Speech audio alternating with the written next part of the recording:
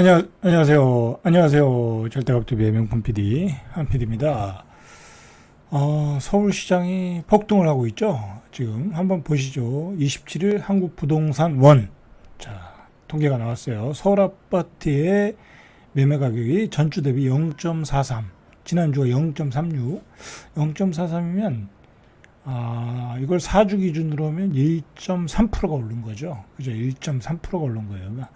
한 달 동안에. 그러면은 12개월이면은 한 15%가 오르는 거예요. 15%가 매매 가격의 15%가 오르는 거예요. 어마어마하게 오르는 거죠. 그죠? 자, 급등을 하고 있는 거예요. 급등. 강남이 0.84, 서초가 0.77, 송파구가 0.88. 자, 마용성은 더 뜨거워요. 강남은 좀 뭐랄까 비싸잖아요. 그런 가격이. 근데 마용성은 또 돈 있는 사람 입장에서는 조금 살만하잖아요. 0.98, 성동구 0.99, 어마어마하죠. 과천 0.47, 요즘 성남, 과천, 그다음에 판교 그런 지역으로까지 시장이 폭등 장세가 확산되고 있다. 정부도 이제 어찌할 수가 없는 거죠. 이제 어찌할 수가 없는 거야.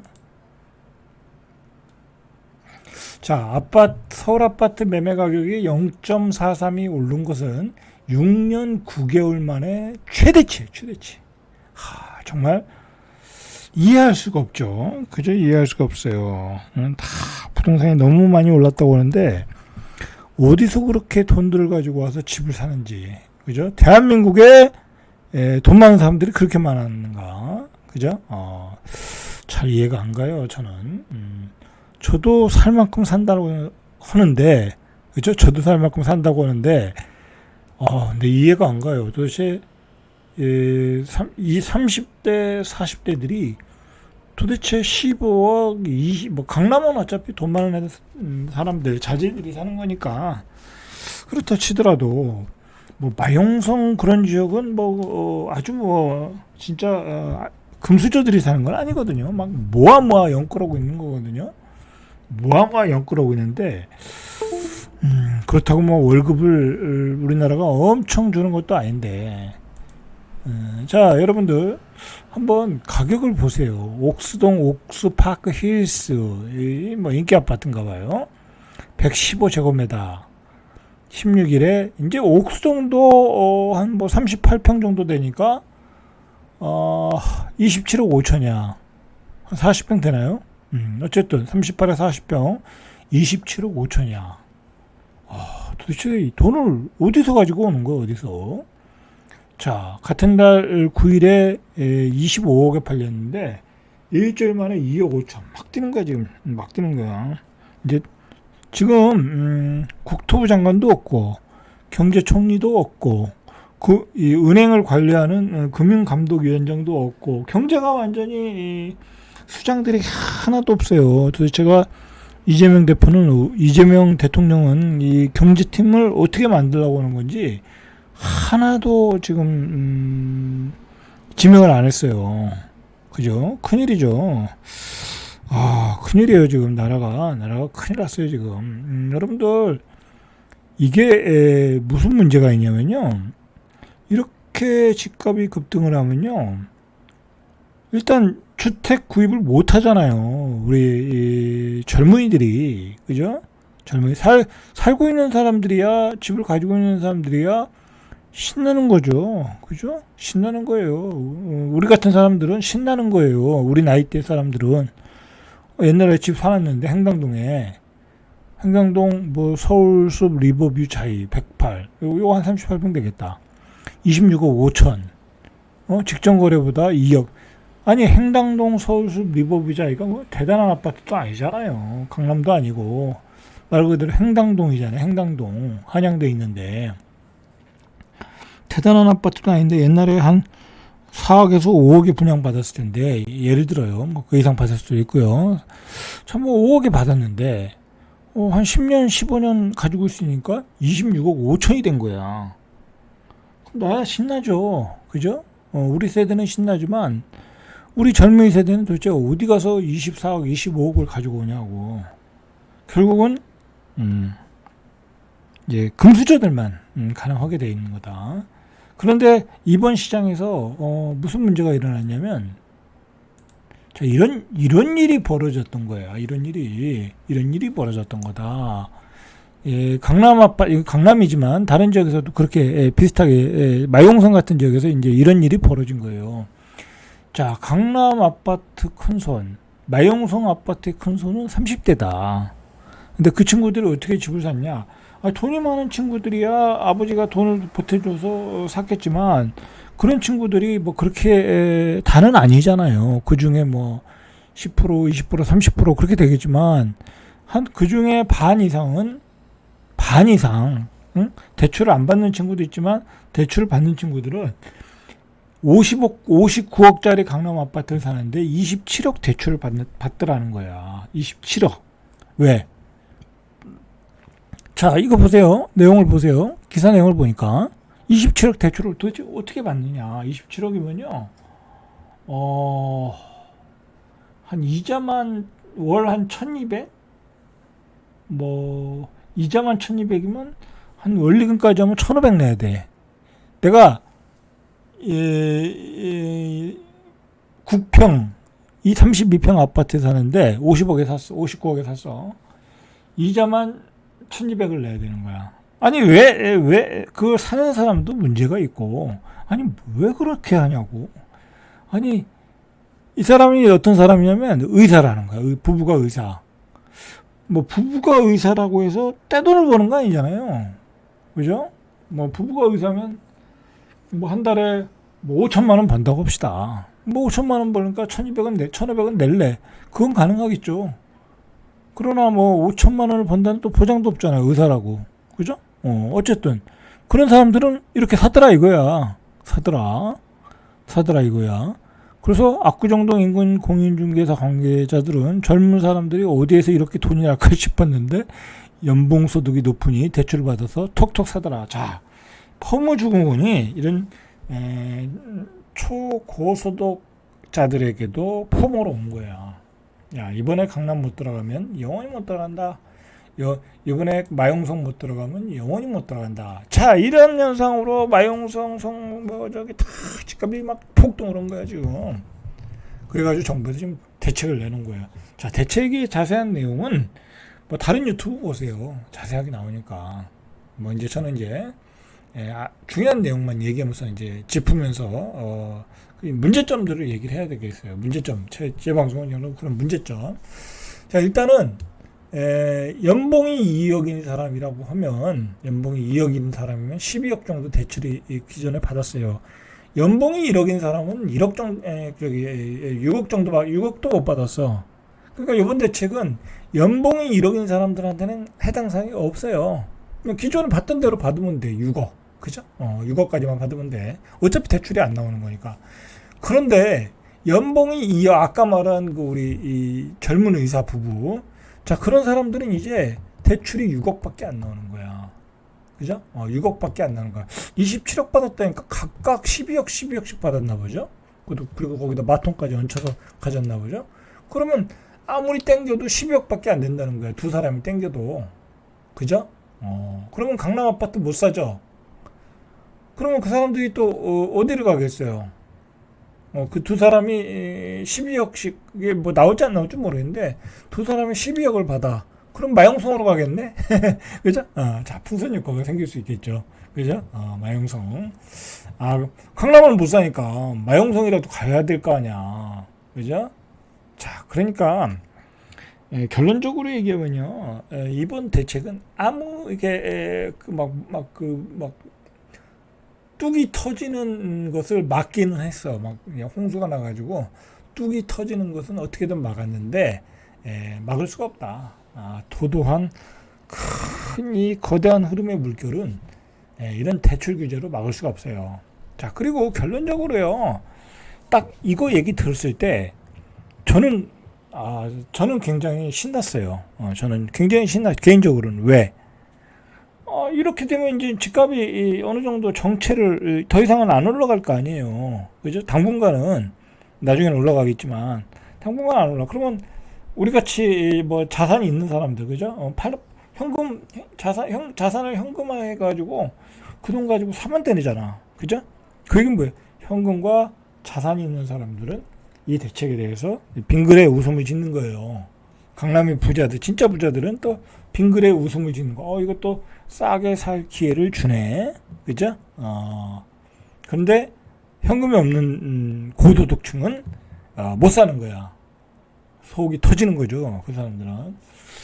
많이 열받겠죠. 그죠? 자, 여러 가지 이 문제가 생겼어요. 지금. 여러 가지 문제가 생겼다. 자, 정부가 급한 불은 꺼야 한다. 그런 심각함을 느껴서 헌법적인, 초극단적인 조치를 내는 거야. 무조건 6억 이상은 안 된다. 그죠? 6억 이상은 안 된다. 그러니까 대체로 보니까 10억 이상 아파트는 이제 주로 이번에 거래가 많이 된 게 10억에서 15억짜리 아파트잖아요. 역세권의 신축, 준신축, 25평, 32평 아파트, 11억, 12억, 15억. 자, 그런 아파트에서 이제 거래가 조금 죽을 수는 있죠. 단 강남이나 이제 마용성을 못 사는 사람들이 이제 하급지로 조금 더 떨어지는 지역으로 올 수는 있겠죠. 그러면 별 의미가 없어요. 그죠? 그러니까 이게 뭐냐면 강남 살 사람들이 마용성을 사고 마용성을 살 사람들이 저기 가자울루타운 사고 가자울루타운 못 사는 사람들이 또 안쪽으로 들어가고 이제 그렇게 풍선 효과가 생길 가능성이 있는 거죠. 그죠? 시장은 이 움직이는 생물이에요. 움직이는 생물이야. 자, 수도권 규제 지역에서 주담대 최대 한도를 6억 원으로 제한한다. 이제 서울과 수도권에 규제 지역으로 들어가는 지역은 6억 원이다. 자, 근데 규제 지역은 이제 마용성, 성동구에 안 들어갔나요? 자, 이제 확대를 한다는 거잖아요. 이제 그 다음에 조치가 확대를 하겠다라는 거야. 그리고 가격이 급등하는 지역은 계속해서 규제 적용하겠다는 거예요. 이거 어디서 봤어요? 문재인 정부에서 우리가 봤잖아요. 그죠? 문재인 정부에서 전국을 규제 지역 시켜버렸잖아요. 그래가지고 자, 그거에 시즌2가 시작되는 거예요. 자, 폭등, 규제, 그 다음에 거래 정체, 자, 그 다음에 슬슬 풍선 효과, 다시 급등, 주변 지역 급등, 그 다음에 다시 강남 급등. 예전에 그렇게 됐죠? 이번에도 그렇게 될 가능성이 많아요. 그죠? 이번에도 그렇게 될 가능성이 많다.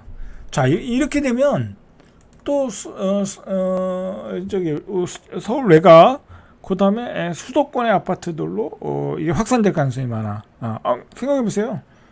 이제 지방 사람들은 갭으로도 못 사.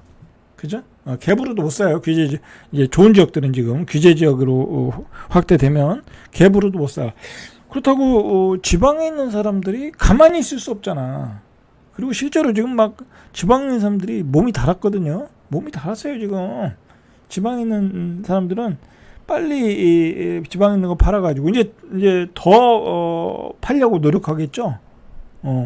더 팔려고 노력을 할 거예요. 그럼 그 돈을 가지고 차선책을 선택하겠죠. 그죠? 차선택을 가격이 급등할 수 있는 차 선택을 선택하러 올 수 있다. 그 얘기는 뭐예요? 풍선 효과가 일어날 수 있다라는 거죠. 그러면 또 규제 지역이 계속 확대되겠죠. 그죠? 확대되는 거야. 여기 규제 안 했더니 오르고, 그래서 규제 지역하고 그 외곽으로 또 규제 지역하고, 또 뭐 몇억 10억까지는 또 부담스러우니까 뭐 한 10억 밑에 아파트가 또 오르고, 그죠? 그러면서 서울 수도권의 가격을 더욱 올릴 가능성이 높다. 그죠? 뭐 근데 뭐 이거 이재명 대통령의 청와대에서 나온 정책은 아니라고 그래요. 뭐 금융위원회인가 뭐 거기서 내놨다고 하는데 발뺌하잖아요. 하도 강하게 내놓으니까 뭐 어쨌든 금융위원회인가 거기서는 이런 대책을 내겠습니다라고 청와대에다가 저기 서류는 제출했을 거 아니에요. 그러니까 내놔라. 뭐 가는 보자 그랬을 거 아니에요. 그죠? 자, 문제는 뭐냐면 이렇게 되면 서울 수도권의 아파트 가격은 더 오른다. 중장기적으로는 더 오른다. 쉽게 말해서 서울의 중심 지역, 핵심지 지역은 아파트는 거래하지 말란 얘기잖아요. 그죠? 그럼 뭐예요? 그 외곽 지역의 아파트는 거래하라는 얘기잖아요. 돈이 어디로 가겠어요? 안에 걸 못 사니까 바깥에 걸 사야죠. 그죠? 근데 바깥에 걸 살라고 하니까 지방에 있는 사람들은 그럼 우리도 살래. 그죠? 참. 자, 여러분들 자, 뭐 그다음에 또 뭐 LTV도 80%에서 70% 축소되고 뭐 이런 건 다 뭐 어차피 다른 방송에 나오는 얘기니까. 그리고 전세 보증 비율도 90%에서 80%로 낮추고. 자, 여러분들 이걸 아셔야 돼. 자, 이게 근본적인 문제는 서울 수도권으로의 집중이잖아요. 그죠? 그 집중하는 인구를 수용할 수 있는 주택이 없다. 자, 그리고 우리 아들들이 다 좋은 아파트에 살았어요. 저희랑 같이 살면서 저희는 일기 신도시, 안양, 평촌 뭐 그런데 분당 살았잖아요. 거기서 걔들은 새 아파트에 살았어. 근데 걔들이 더 좋은 아파트를 원하는데 아파트 수요가 없는 거야. 아니, 공급이 안 되는 거야. 그래서 이렇게 폭등하는 거야. 거기다 지방 애들까지 막 올라오고. 자, 그런 근본적인 문제. 그게 굉장히 가파르게 유입되는 속도가 높아지고 있는데 아무런 이 대책이 없는 거야. 물론 그렇게 돼서 지금 수도권이 엄청나게 커졌잖아요. 이제 수도권도 더 이상 그 사기 신도시를 지정할 땅이 그렇게 많지 않아요. 자, 그런 상황인데 그러면은 근본적인 대책은 이게 지역균형 발전이라니까 방법은.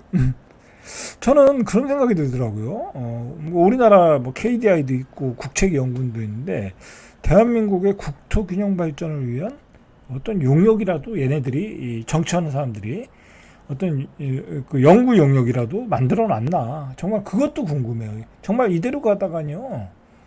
제가 요즘 최근에 주장하는 얘기지만 저의 주장이에요. 저의 주장. 서울 아파트는 아주 커다란 사이클의 초입에 불과하다. 초입에 불과하다. 지금 폭등의 초입에 불과하다. 이거 여기서 만약에 이거 그대로 이렇게 놔두잖아요. 서울 아파트 제어 안 돼요. 그러니까 이런 조치를 취한 거예요. 부작용이 있는 걸 알면서도 어쩔 수 없이 한 거야. 그래서요. 어쨌든 뭐 조치를 취하거나 안 취하거나 폭등의 초입이다. 서울에 들어간 사람들은 나오려고 하지도 않는다. 그런데 거기 살고 있던 우리 아들과 딸은 새로운 집을 원한다. 그죠? 근데 살 집이 없다. 그리고 또 지방에서 올라오는 우리 젊이들은 또 새 아파트를 원한다. 그리고 지방에서 있는 우리 유지들, 그죠? 지금 유지들은 또 서울의 아파트 사놓기를 원한다. 오직하면 이제 갭 투자를 못하게 만들어놨죠. 이제 갭 투자도 중단시켜놨어요. 이제 갭 투자도 하지 말라. 규제 지역에선. 그러면 그 지방에 있는 그 투자자들, 뭐 유지라고 안 할게요. 투자자들, 유지 투자자들. 자, 그들은 어디로 가겠어요? 갭 투자하러. 갭 투자가 가능한 곳으로 가겠죠. 야, 이거 큰일 났다. 그죠? 야, 서울은 진짜 이런 조치가 나올 정도면 이건 서울은 지금 폭등 사이클로 들어갔다. 그럼 갭 투자가 가는 대로 마구 들어올 가능성이 많다. 자, 그래서 제가 뭐라고 그랬어요. 수도권에 살만한 서울 직주 접근성이 좀 되는데 1시간 내로 출퇴근이 가능한 지역은 6억대 아파트니까 빨리 가서 살아. 그죠? 강조를 했죠? 그죠? 자, 그들이 어디로 가야 되겠어요? 이제 갈 때는 그거밖에 없어요. 신축급, 준신축급에 전세 4억이고 6억 5천이야 매매가. 안 갈 이유가 없죠. 여러분들 큰일 났습니다. 지금 큰일 났어요. 다 이게 말이에요. 이게 자, 이게 어쩌면요, 그 다 지금 우리 정치인들이 만들어 놓은 업보예요. 업보. 대한민국을 이 모양 이 꼴로 만들어 놓은 거예요. 지역균형 발전 안 하고 서울 수도권 물방하고 대한민국 500대 기업의 70%가 서울로 몰려 있고 다 업보야. 이제 업보를 받아야 돼. 예? 업보를 받아야 돼. 자, 여러분들 정말 마지막은 뭐냐면요. 이제는 그런 사람도 제가 많이 봤다. 공인중개사 우리 와이프가 하니까 예를 들어 우리 세종이나 뭐 대전이나 집을 팔면 이게 사람이라는 건 내가 세종에 꼭 살아야 되는 이유가 없잖아요. 그죠? 남편은 또 서울에 직장 있고 뭐 애들은 또 서울에 있고 그러면 야, 애들이 또 서울에 있으면 야, 그 이제 대학교도 다니고 그러면 야, 그러면 세종에 집을 팔고 대전에 집을 팔고 부산에 집을 팔고 서울에다 집이라도 사놓자. 똑같은 돈이라고 하면. 이런 지방도 비싼 데는 비싸니까. 지방은 안 오르잖아. 안 오르니까. 이 아파트라는 건 이제 교환 가치가 돼버렸어요. 이용 가치가 아니에요. 교환 가치예요. 이제 내가 사놓으면 그게 자산 가치가 올라가야 돼. 근데 여기는 안 올라가, 지방은. 자, 일반인들이 다 그렇게 생각한다면요. 이거는 큰일이 벌어지는 거야, 여러분들. 자, 내 자식이 살면 내 자식 이름으로 사주면 되잖아. 그러면 거주요건 갖추잖아. 다 필요 없는 거라니까요. 내 자식 이름으로 사주면 되니까 너 대학교 다닐 때 거기서 살아. 거주요건 갖춰지잖아요. 그러니까 이게 큰일 났어요. 자, 어쨌든 뭐 얘기를 오늘은 여기까지만 할게요. 마지막으로 중산층의 실수요자들 돈은 없고 대출을 많이 받아서 한 12억에서 15억짜리 아파트를 사야 돼. 대출이 안 나온다는 거야. LTV도 줄어들고 DSR도 줄어들고 이제 이 사람들이 비상에 걸렸죠. 비상에 걸렸어요. 우라통이 터지겠죠. 그러니까 정부가 대통령실이 그걸 걱정하는 것 같아. 뭐 어쩔 수 없죠. 어쨌든 안타깝지만 서울은 폭동의 초입이라는 것을 대책이 증명해 준 거예요. 자, 절대갑TV의 명품 PD 한 PD였습니다.